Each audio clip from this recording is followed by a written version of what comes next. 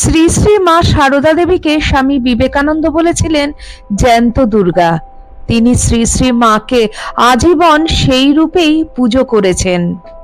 শ্রী শ্রী মা সারদা দেবী কে ছিলেন, কি তার স্বরূপ, সারদা নামের রহস্যই বা কি, এই বিষয়ে অপূর্ব আলোকপাত করেছেন রামকৃষ্ণ মঠের বর্ষীয়ান সাধু রামকৃষ্ণ সারদা বিষয়ক বহু বিশ্লেষণী ও আধ্যাত্মিক ব্যাখ্যায় পূর্ণ গ্রন্থের লেখক ও গবেষক পূজনীয় স্বামী চেতনানন্দজি মহারাজ প্রণীত ইয়া দেবী সা সারদা নামক গ্রন্থের ইয়া দেবী সা সারদা নামক প্রথম প্রবন্ধে। সেই প্রবন্ধের প্রাসঙ্গিক অংশ আমার ভিডিওতে আজকে আপনাদের সামনে তুলে ধরব। আশা করি আপনারা সমৃদ্ধ হবেন। নমস্কার, life stories with Soma YouTube চ্যানেলের সকল দর্শক শ্রোতা বন্ধুকে আমন্ত্রণ জানাই আমার আজকের ভিডিওটিতে। ইয়া দেবী অর্থাৎ যিনি ভগবতী দেবী, সা সারদা অর্থাৎ তিনি সারদা, তিনি মা সরস্বতী।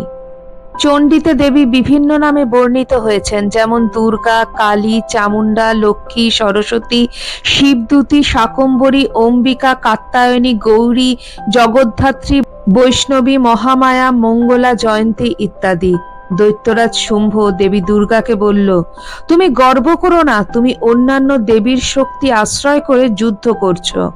তখন দেবী বললেন, একই বাহং জগত্তত্র দ্বিতীয়াকা মমাপরা, অর্থাৎ এ জগতে একমাত্র আমিই বিরাজিতা, আমা ছাড়া দ্বিতীয় আর কে আছে?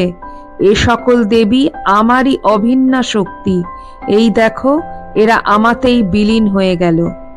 মা সারদার জীবনী গ্রন্থসমূহ পড়লে আমরা দেখতে পাই তিনিও বিভিন্ন নামে বর্ণিত হয়েছেন, যেমন সরস্বতী, কালী, বগলা, লক্ষ্মী, জগদ্ধাত্রী, ত্রিপুর সুন্দরী, দুর্গা, ভগবতী, পর্বতবাসিনী, সীতা, রাধা, বিষ্ণুপ্রিয়া, উমা, মহামায়া, জগদম্বা, শিবানী, সতী ইত্যাদি। একদিন কথা প্রসঙ্গে স্বামী কেশবানন্দ বললেন, মা, আপনার পরে ষষ্ঠী, শীতলা প্রভৃতি দেবতাকে আর কেউ মানবে না। শ্রী শ্রী মা বললেন, মানবে না কেন, তারা তো আমারই অংশ। সারদা নামের রহস্য কি? সা অর্থাৎ সামীপ্যে, স অর্থাৎ সাধনা, সহিষ্ণুতা, সেবা, সমদৃষ্টি, সদাচার, সরলতা, স অর্থে সবুজ বা তারুণ্য, সাদা বা সুচিতা, এইসব দৈবিক গুণাবলীর প্রতীক যিনি এবং যার ধ্যানে সালোক্য, সামীপ্য, সারূপ্য ও সাযুজ্য মুক্ত হয়। র অর্থাৎ রক্ষণে, কাম ক্রোধাদি ষড়রিপু, বিপদ আপদ আদি ব্যাধি, রোগ শোক জরা মৃত্যু থেকে যিনি রক্ষা করেন। দা অর্থাৎ দানে, জ্ঞান ভক্তি বিবেক বৈরাগ্য, ধর্ম অর্থ কাম মোক্ষ, সুখ সম্পদ আনন্দ যিনি দান করেন, যিনি জীবের ভরণ পোষণ ও রক্ষণ করেন, তিনি সারদা। শ্রী শ্রী মাও অনেক সময় তার নিজের স্বরূপ প্রকাশ করেছেন। শ্রী শ্রী মায়ের জননী শ্যামাসুন্দরী দেবীর এক অদ্ভুত দর্শন হয় মা সারদার জন্মের পূর্বে। শিহর থেকে ফেরার সময় একটি বেলগাছ তলায় লাল কাপড় পরা, অনেক গয়না পরা একটি বালিকা নেমে এসে তার কোমল দুই বাহু দিয়ে শ্যামাসুন্দরী দেবীর গলা জড়িয়ে ধরে হাসি মুখে বললেন, আমি জগদম্বা, এই আমি তোমার ঘরে এলেম মা। শ্যামাসুন্দরী দেবীর কোল আলো করে আবির্ভূতা হলেন বিশ্বমাতৃকা। শ্রী শ্রী ঠাকুর রামকৃষ্ণদেব তার যুগ সংস্কার কার্য শুরু করার আগে দেবী ষোড়শী বা ত্রিপুর সুন্দরী রূপে পূজা করলেন শ্রী শ্রী মা সারদাকে। শ্রী রামকৃষ্ণদেব সারা জীবন যে সাধনা করলেন, তার সাধনার সকল ফল, জপের মালা সমস্ত সঁপে দিলেন শ্রী শ্রী মা সারদার চরণে। শ্রী শ্রী ঠাকুর নিজেই ভাগ্নে হৃদয়কে সতর্ক করলেন, ওরে, আমায় তুচ্ছ তাচ্ছিল্য করিস কর, কিন্তু ওকে কিছু বলিসনি। আমার ভেতর যে আছে সে ফোঁস করলে রক্ষা পেলেও পেতে পারিস, কিন্তু ওর ভেতর যে আছে সে ফোঁস করলে তোর ত্রিভুবনে আশ্রয় নেই।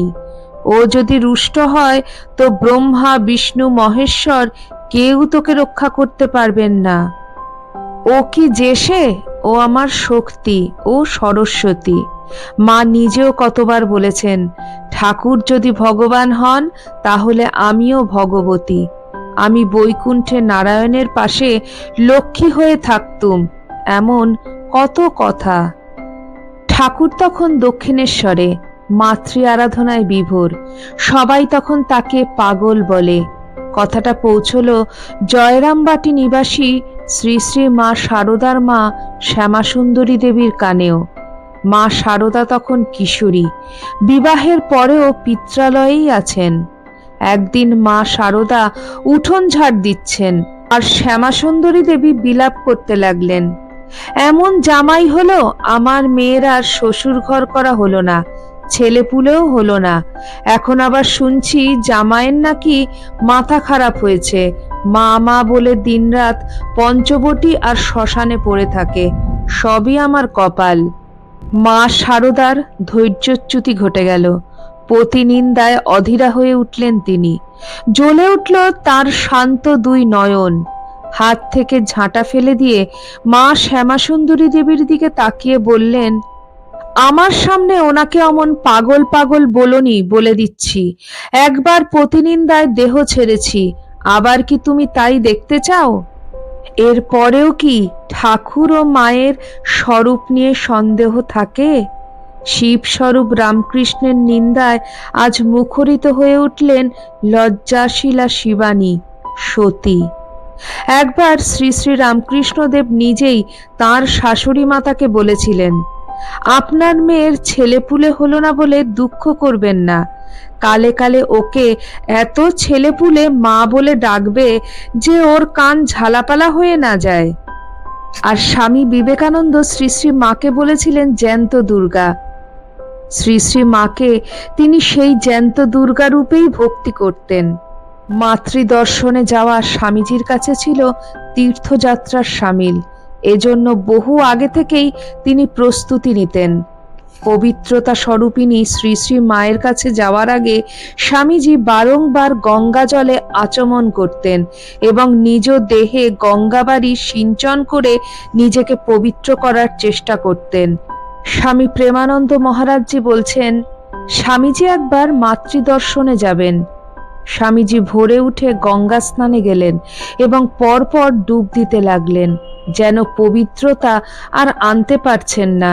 শেষে যদিও বা গঙ্গা থেকে উঠলেন, সেবককে বলতে লাগলেন, ওরে আমার গায়ে গঙ্গা জলের ছিটে দে, গঙ্গা জলের ছিটে দে।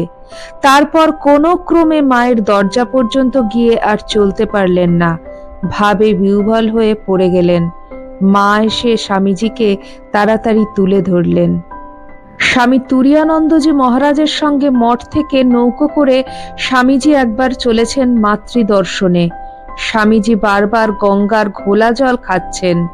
স্বামী তুরীয়ানন্দজি মহারাজ স্বামীজিকে বললেন, কেন তিনি বারবার ঘোলা জল খাচ্ছেন? এতে তো সর্দি কাশি হবে। স্বামীজি উত্তর দিলেন, না ভাই, ভয় করে। আমাদের তো মন, মার কাছে যাচ্ছি, ভয় করে।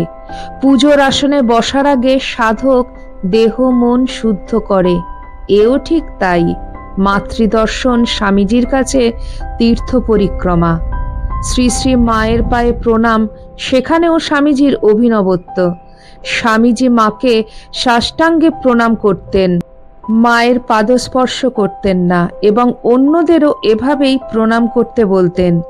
স্বামীজি বলতেন, মা এতটাই কৃপাময়ী, স্নেহাতুরা, কেউ ওনার পাদস্পর্শ করলে উনি তৎক্ষণাৎ তার জ্বালা যন্ত্রণাকে টেনে নেবেন নিজের মধ্যে। তার ফলে অপরের জন্য মাকে নিঃশব্দে ভুগতে হয়। শ্রী শ্রী মায়ের কথা আপনাদের কেমন লাগলো? অবশ্যই কমেন্ট সেকশনে কমেন্ট করে জানাবেন। ভিডিওটি ভালো লাগলে নিজের লোকেদের কাছে শেয়ার করে দিন, যাতে মায়ের কথা চারিদিকে ছড়িয়ে পড়ে।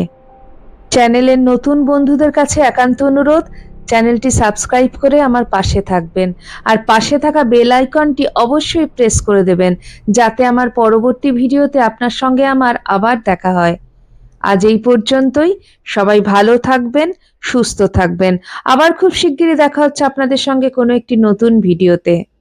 জয় ঠাকুর, জয় মা, জয় স্বামীজি।